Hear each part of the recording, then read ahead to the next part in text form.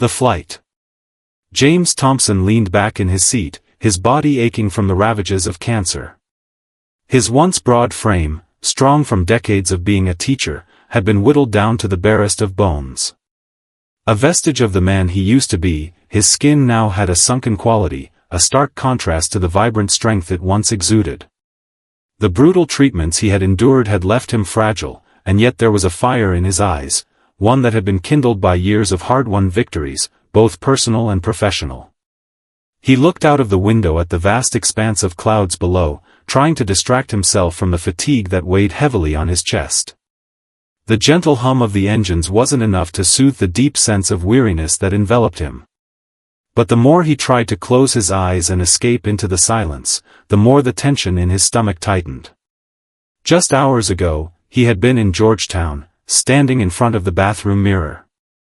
His reflection had unsettled him, his body had become a stranger to him, ravaged by the battle against pancreatic cancer. The man staring back at him had once been a proud educator, a father, and a husband, but now he felt like a mere shadow of that person. His reflection bore the evidence of his suffering, his hair had fallen out, leaving behind only his bare scalp, shiny with perspiration.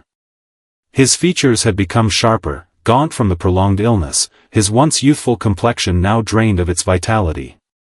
His daughter, Eliza, had tried to reassure him earlier that morning, urging him to focus on the journey ahead. "We'll be fine, Dad. Let's take it easy through security," she had said gently, her voice filled with the quiet concern of a loving daughter who had watched her father's health deteriorate in front of her eyes. James had smiled faintly, forcing his shoulders back and lifting his chin, a reflex that had been ingrained in him over the years. His posture remained straight, an echo of the authority he had commanded as a principal. He had always carried himself with dignity, his role as a leader of young minds demanded it. But today, that dignity felt like an armor that was growing increasingly heavy to wear.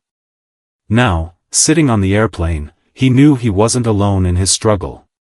Yet, the sight of the flight attendant approaching with a tray of food, and the way she had handed it to him without even looking him in the eye, stirred something deep inside him. His body was weak, but the hurt that crept into his heart was something far more painful. It was a familiar wound, a wound born from years of discrimination, indifference, and the subtle acts of exclusion he had endured simply because of his race. It was as though, despite all his accomplishments, his struggles, and his perseverance, he was still viewed as less than. The flight attendant, Sarah, had greeted the young white couple across the aisle with the warmth of familiarity. She had introduced herself with a smile, asked them how they were doing, and even made a polite comment about the weather. But when it came to James, she had simply placed his meal in front of him, not even bothering to acknowledge his presence beyond the transaction. It wasn't just the lack of eye contact, it was the way her eyes had shifted ever so slightly, a flicker of judgment. He had seen it before, on the faces of so many others throughout his life, the quiet dismissal, the subtle insinuation that he didn't matter as much as the next person. "Here you go, sir." "The meal," she had said in a clipped tone, as though handing him the tray was an inconvenience, a chore she'd rather not have to perform. James had looked at the food in front of him, his heart sinking. This wasn't the meal he had ordered, he had made his dietary restrictions clear when he booked his flight. But now, staring at the bland, unappetizing tray of food in front of him, he realized that not only had they failed to accommodate his medical needs, but the flight attendant hadn't even cared enough to ensure the meal was suitable for him. His stomach churned in protest. The nausea from the chemotherapy already made him feel unwell, and now this added insult to injury. He had fought for so many years to overcome obstacles, to prove himself worthy of respect in a world that often overlooked people like him. And yet, here he was, on a flight, being treated like a burden. It wasn't just the food. It was everything, the dismissive attitude, the lack of empathy, the invisible barrier that separated him from the rest of the world. In a quiet, controlled voice, he repeated, "My condition. I've been clear about my medical needs. I need a meal that is suitable for my condition." Sarah's face remained unreadable for a moment, but then she spoke again, her tone flat. "I'm sorry, sir, but we don't offer special meals for medical conditions like yours. This is the meal we have available. I'm afraid that's all I can do." James felt his heart sink as the words settled in his chest. "My condition? You're referring to my cancer?" he asked, his voice barely above a whisper. But in his heart, a deep ache was forming, the kind that comes with the repeated erosion of dignity over time. He was no longer just a man battling cancer. To Sarah, he was a mere inconvenience, a problem to be dealt with and moved past. Something inside him snapped. It wasn't just the failure to provide a suitable meal. It was the years of being pushed aside, of being made to feel lesser, of having to fight for every ounce of respect, even when he was too tired to continue. He was done being silent. His hands, trembling from both the physical effects of his illness and the deep, simmering anger within, reached for the tray in front of him. And then, in one swift motion, he sent the tray crashing to the floor. The sound of the ceramic splintering against the aisle floor echoed through the cabin, a stark and violent contrast to the otherwise serene environment of the plane. The moment hung in the air, suspended, before the chaos began. Soup splashed onto the floor, staining the carpet with its vibrant red. The once neatly arranged tray was now a crumpled heap, scattered across the aisle like a battlefield. For a brief, heavy moment, there was silence. And then, the air seemed to thicken with tension. Passengers began to shift uneasily in their seats, looking around at each other, uncertain of what had just happened. Some kept their heads down, avoiding eye contact.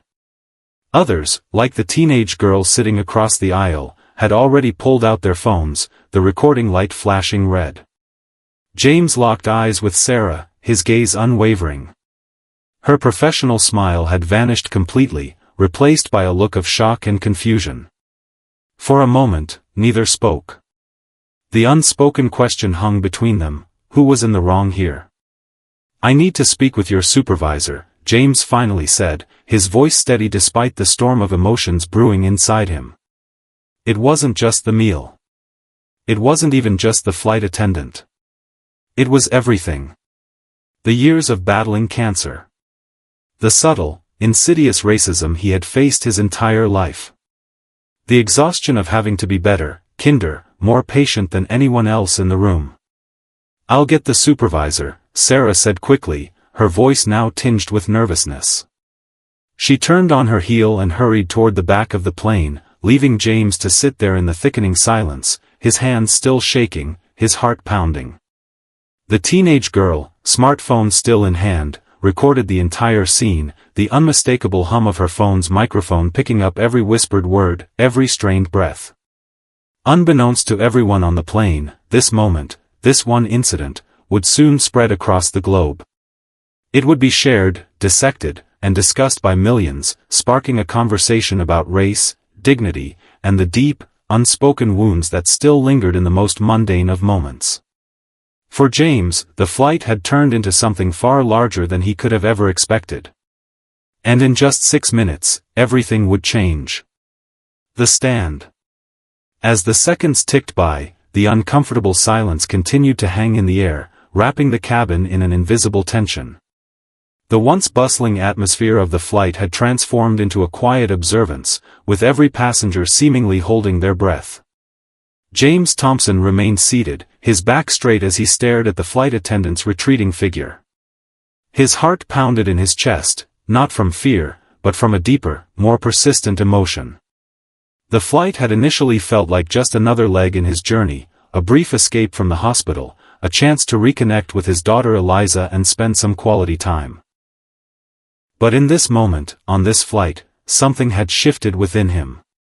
This wasn't just about a meal. This was about a lifetime of being treated as less than, a lifetime of standing at the edges of society, too often overlooked, dismissed, or disregarded. He had been calm for years, patient in the face of adversity, but now, something in him was ready to fight back, not for the meal, but for his dignity. The airplane's hum seemed to fade as his thoughts rushed forward, rewinding to earlier moments in his life. He thought of his years in education, decades of molding young minds, encouraging them to strive for their best, teaching them about integrity and perseverance. Yet, when it came to his own life, he had often felt like the lesson was lost on the world around him. It was the quiet racism, the subtle gestures, the times when people looked through him instead of seeing him. A life lived with grace was supposed to be its own reward, but James had learned the hard way that often, it wasn't enough. He shifted in his seat, glancing down at the spilled soup that had splattered across the aisle. The remnants of the once carefully arranged meal now lay in a messy heap, just like his hopes of finding peace. As the minutes dragged on, the full gravity of the situation began to take hold of James.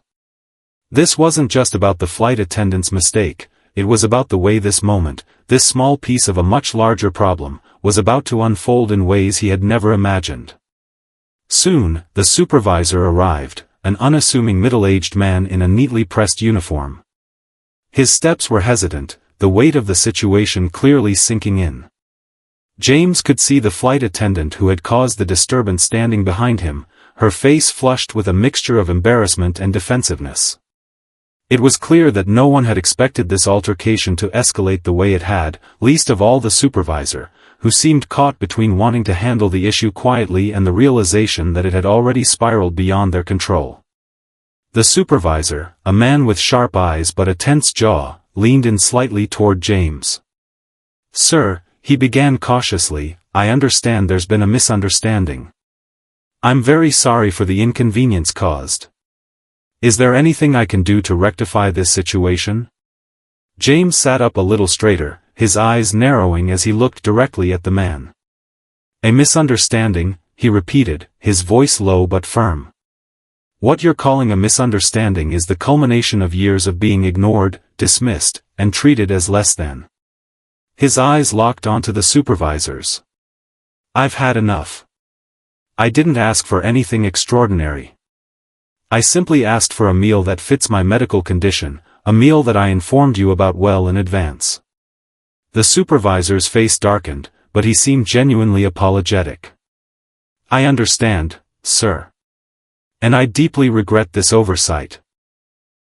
Please, allow me to make it right," he said, motioning toward the back of the plane. "I'll get something that suits your dietary needs. It won't take long." But James wasn't interested in another meal. His hands, still trembling from the emotional weight of the moment, gripped the armrests tightly. "It's not just about the food," he said slowly. "It's about respect. I am not a burden. I am not something to be brushed aside or handled like an inconvenience." The words hung in the air, thick with meaning. The supervisor's eyes flickered toward the flight attendant who had initially dismissed James, as if seeking some kind of validation or explanation. But the attendant, now standing in the back of the cabin, refused to meet anyone's eyes, staring resolutely at the floor as if hoping to disappear. A cold silence descended once again. The teenage girl who had been recording the scene across the aisle was now showing the video to her friends, her phone's screen lit up with the footage of James confronting the flight attendant. The quiet clatter of the phone as it shifted between hands was almost louder than the exchange happening in the cabin. More and more passengers seemed to take notice, their heads tilting in curiosity or concern. One by one, eyes drifted to James, some with compassion, others with confusion, unsure of what had transpired or how to react. James continued, his voice now gaining strength as he spoke, louder than before, for all to hear. "You see, this isn't just about me, is it? This is about everyone who's ever been overlooked, everyone who's been told that their existence doesn't matter. People like me, like my daughter, like so many others, are constantly asked to shrink, to apologize for being who we are." He took a deep breath, his chest heaving slightly. "And I am done shrinking." The supervisor glanced around, clearly uncomfortable with the public nature of this confrontation. He wasn't used to being put on the spot like this. He opened his mouth to speak, but before he could say anything, James raised a hand to stop him. "No. This is my moment," James said firmly. "It's time the world understands. We've all had to sit quietly in the back for too long. We've all had to be patient while they push us aside. It's time to stop being patient. A hushed murmur rippled through the cabin. The energy in the air shifted. What had once been an awkward confrontation was now slowly becoming a defining moment. Passengers glanced at one another, some clearly uncomfortable with the rising tension, others leaning in, drawn to the force of James' words. James could feel the weight of their eyes on him, but it didn't matter. This wasn't about being uncomfortable, it was about standing his ground, showing that he was more than just a sick man, more than just a cancer patient. He was a human being. He was James Thompson, a man who had spent his entire life fighting for equality, for respect, for the rights of others. And now, he would fight for his own. A few rows ahead, a woman turned toward him. "You're right," she said softly, her voice barely audible above the low hum of the cabin. "We all deserve respect." James nodded slightly, his heart swelling with the rare feeling of solidarity. For the first time in a long while, he felt less alone. The weight of the isolation he had felt for so many years, the weight of the cancer, the weight of the countless microaggressions and dismissals, all of it seemed to lift, just a little. The supervisor, sensing the shift, spoke again, his voice softer now. "I'll make sure this is handled properly. We'll issue an apology, and we'll make sure this doesn't happen again." James looked up at him, his eyes unflinching. "It's not enough just to apologize," he said. "What you need to do is understand. Understand that this isn't just about me, or this meal. It's about changing the way we see each other, the way we treat each other." For a moment, the supervisor seemed to hesitate, but then he nodded slowly, a deep understanding settling in his expression. As the minutes ticked by, the cabin slowly began to return to its usual rhythm. But something had shifted. Something had changed. James Thompson's stand had rippled through the air, touching not just the passengers on this plane, but, unbeknownst to them, the millions of people who would soon watch the viral video that was spreading across social media. For James, this wasn't just about standing up for his rights. This was about standing up for every person who had ever been made to feel invisible. And in that moment, that was enough. The fallout. As the plane began its descent, James' thoughts remained in turmoil, swirling around the events that had unfolded. The airplane, which had once seemed like just another part of his routine, now felt like a battleground, one where he had faced a moment of reckoning that had changed the course of his journey. His body still ached from the toll cancer had taken on him, but the emotional weight was heavier than the physical. In the span of a few minutes, something had awakened in him. It wasn't just about the meal, it was about the years of silence he had endured, the quiet indignities, and the systematic erasure of his dignity. This moment, this confrontation, was more than just an incident. It was a breaking point. As the final approach to the airport began, the soft hum of the engines and the occasional mechanical voice from the cockpit seemed distant. The eyes of the passengers, however, felt ever present. James could feel the weight of their gaze. Some looked away quickly when they realized they had been caught staring. Others, like the teenage girl, continued recording. She had become a part of the moment, documenting the truth in real time. But for James, it was more than just the recording, it was the realization that the truth, his truth, had been unleashed into the world. The teenage girl, who had initially been an observer, was now one of many players in the larger drama. She had been caught up in the viral nature of social media and had unknowingly become a catalyst in something much bigger. Within minutes of uploading the video, she had received a flood of notifications. The video was shared across social media platforms, and as the likes, comments, and shares skyrocketed, it was evident that James' stand had struck a chord. It wasn't just a single moment of confrontation, it was a collective reckoning. As James walked through the terminal, his steps were slow, deliberate. The conversation with the supervisor had been somewhat of a blur.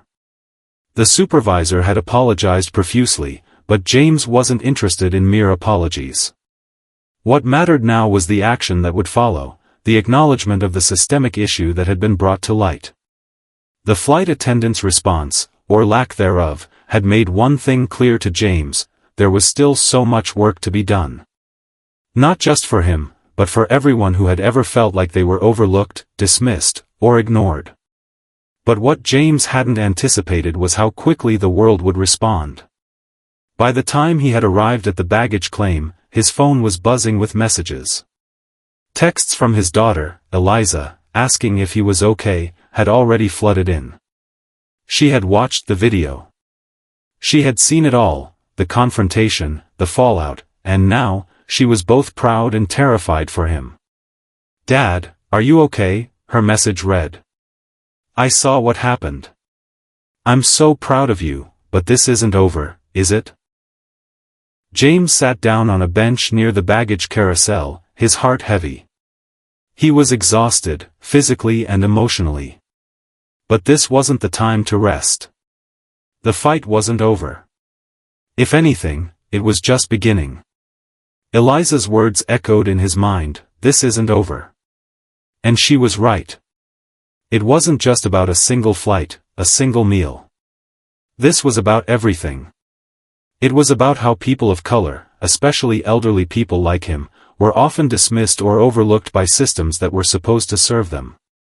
The moment on that plane had tapped into something much deeper. It was about dismantling the barriers that prevented people from being seen for who they truly were. And that meant confronting not only the airline but the larger societal attitudes that perpetuated inequality. James opened his social media app and scrolled through the countless comments on the video that had been posted. There were thousands, supportive, angry, empathetic, each voice adding to the chorus of those demanding change. The hashtags began to accumulate: hashtag dignity for all, hashtag stand up for respect, hashtag James Thompson speaks. His story had gone viral, but what struck him most was how the comments poured in from all corners of the world. He wasn't just a cancer patient or an elderly man. He was a symbol now, of resistance, of strength, of the need to confront prejudice and fight for what was right.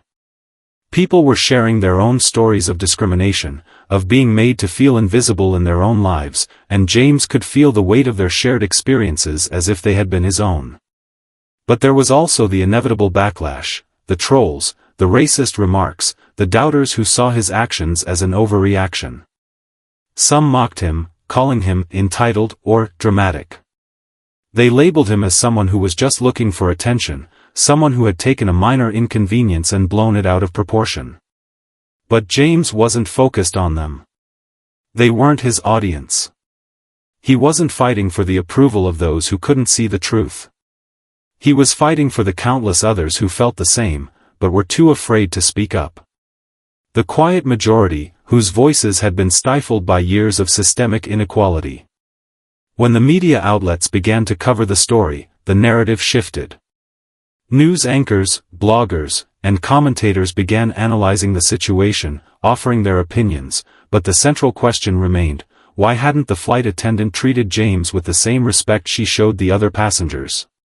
Why was it that in a moment of crisis, when a person needed the most basic accommodation, they were made to feel like an afterthought? The airline's response came swiftly, too swiftly, in James' opinion. A public apology was issued, stating that they were reviewing their procedures and would be taking corrective actions to ensure that no other passenger would feel as though they had been mistreated. But James knew this apology was just a superficial solution. Real change couldn't come from a mere apology. It had to come from action, from education, from the acknowledgement that the problem was much deeper than a single incident. The flight attendant involved was terminated immediately, and although that seemed like an appropriate consequence for her actions, James couldn't help but feel that this wasn't the resolution he had hoped for. It wasn't just one bad employee, it was a culture, an attitude that allowed such behavior to persist without scrutiny. The system itself was flawed. Despite the whirlwind of attention, James remained focused on what truly mattered. The conversations that began in the aftermath of his stand were starting to transform into something more. Community organizations, civil rights groups, and advocacy organizations began reaching out, asking if they could work together to tackle issues of discrimination on public transport, in the workplace, and in everyday life. This wasn't just a moment, it was a movement, and James felt a sense of duty to push it forward. His phone rang again. It was Eliza. "Dad, I'm so proud of you," she said softly, her voice tinged with a mixture of pride and concern. "But, I know this is just the beginning. You've started something, and it's going to keep growing. People need to hear this, and they need to know that it's not just about one moment, it's about every moment where people like you, like me, are treated unfairly." James smiled faintly, the weight of his daughter's words sinking in. "You're right, Eliza. This is bigger than us. And it's going to take all of us to change it." He looked out at the crowd moving around him in the terminal. He had been a part of a larger fight for justice, for dignity, for equality.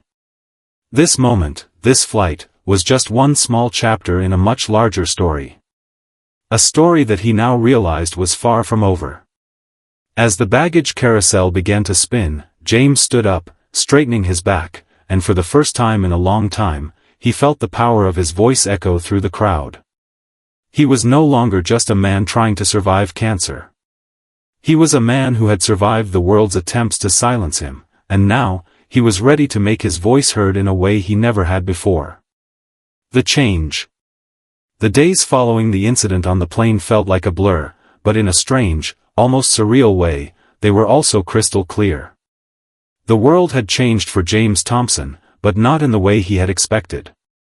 The aftermath of the confrontation had shaken him to his core, but it had also ignited something inside of him, a sense of purpose, of responsibility that he hadn't felt in years. James had spent his life fighting for justice in his small way, as a high school principal, as a father, as a mentor. But the fight he had waged for his students, the silent battles in classrooms, the unseen efforts to change the world, had always felt like a quiet struggle against an enormous, indifferent force. Now, the fight had become public, loud, undeniable. And for the first time, he understood the weight of his words and actions on a grander scale. This wasn't just about him anymore, it was about the countless individuals who had been ignored, dismissed, and erased by a society that refused to see them as fully human. As the video of the confrontation continued to circulate, it took on a life of its own. What had started as a viral sensation quickly became a national conversation. The hashtag #RespectJames trended for days, and news outlets picked up the story, running segments about racial discrimination, the intersection of age and race, and the often invisible ways that systemic prejudice played out in everyday interactions. But James wasn't just the focus of media attention. The public's fascination with his story was more profound. People began to reflect on their own experiences of discrimination, the ways in which they had been pushed aside, or worse, made to feel less than. The day after the flight incident, James received a phone call from a well-known civil rights organization. The executive director, a woman named Diana Torres, introduced herself with a warmth that made James feel as though he had known her for years. She had seen the video and was deeply moved by his words. "Mr. Thompson," she said, "your story is not just your own. It's the story of so many people who've been silenced, marginalized, and ignored. You've sparked something bigger, and we want to help amplify your voice."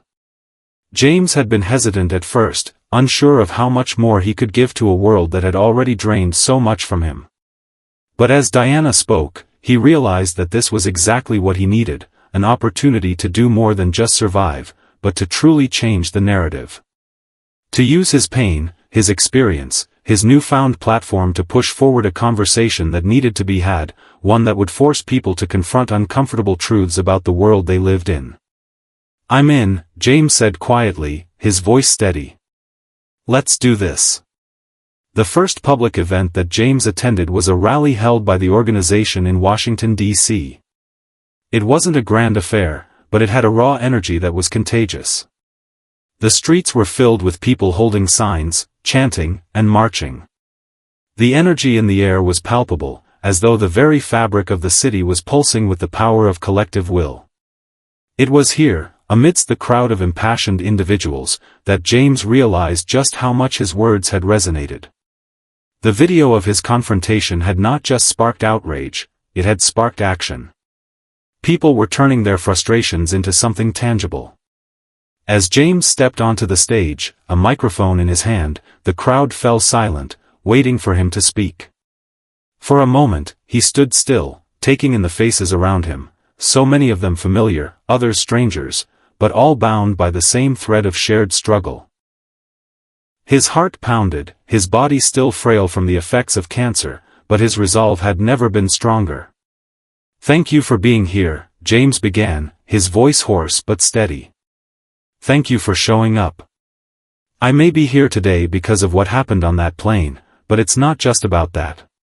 It's about all of us, people like me, people like you, people who've had enough of being invisible."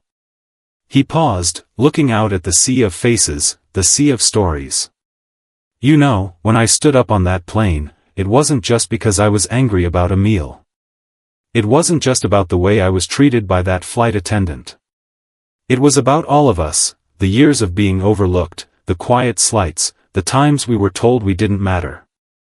And I'll be honest with you, I'm tired. I'm tired of being silent. I'm tired of waiting for change to come. And if my small act of defiance can spark something in all of you, then maybe, just maybe, we can make the world see us, not just as a problem to be solved, but as people who have a right to be heard." The crowd erupted into applause. The sound was deafening, a wave of support that crashed against him, and James felt the tears well in his eyes. It wasn't just the emotion of the moment, it was the realization that, for the first time, he didn't have to fight alone.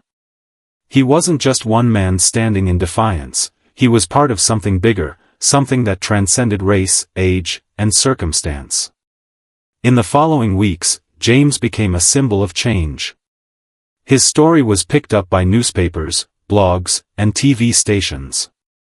The video of his confrontation was dissected and analyzed, with people offering their opinions on how the situation could have been handled better, what needed to be done to prevent such occurrences in the future, and what this moment meant in the broader conversation about race and dignity. But amidst all the commentary, one thing remained clear: James had become a beacon of hope for many. Eliza, ever the supportive daughter, stayed by his side throughout the entire process. She was amazed at the way her father had transformed before her eyes. The man who had once kept his head down in the face of adversity, who had quietly endured the indignities of life, was now standing at the forefront of a movement. "Dad, I never thought I'd see you like this," she said one evening as they sat in her apartment, watching the news coverage of his speech. "You're not just fighting for yourself anymore. You're fighting for everyone." James looked at his daughter, his heart swelling with pride. "I don't know if I'm fighting. I think I'm just speaking the truth. And the truth is, we all deserve better." The media attention continued to build. James' interview on a popular talk show went viral, his words echoing across the nation. It wasn't just his fight that people were drawn to, it was his authenticity, his refusal to remain silent, his commitment to dignity in the face of adversity. The more he spoke, the more people resonated with his message. He wasn't asking for special treatment, he was asking for the same basic respect that anyone else deserved. It wasn't long before the airline, which had initially issued a public apology, found itself under further scrutiny. Investigations were launched into the incident, and the company's practices came into question. The flight attendant who had been involved was fired, but the focus soon shifted to a larger problem: the systemic nature of discrimination within industries that served the public. It was clear that James' confrontation had opened the floodgates for a larger conversation about equality in service sectors, and people began to demand accountability from companies like never before. James was invited to speak at panels, sit in on meetings with lawmakers, and engage with activists who were pushing for legislative changes to address discrimination in public services. What began as a personal stand against mistreatment had blossomed into a movement, one that had the potential to change not just his life, but the lives of countless others. On a quiet afternoon, a month after the incident, James sat by the window of Eliza's apartment, looking out at the city.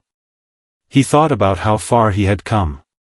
What had started as an isolated moment of frustration had grown into a beacon of hope for so many.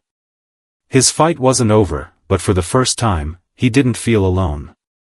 He was part of a larger movement, one that was rewriting the narrative of what it meant to fight for dignity and respect.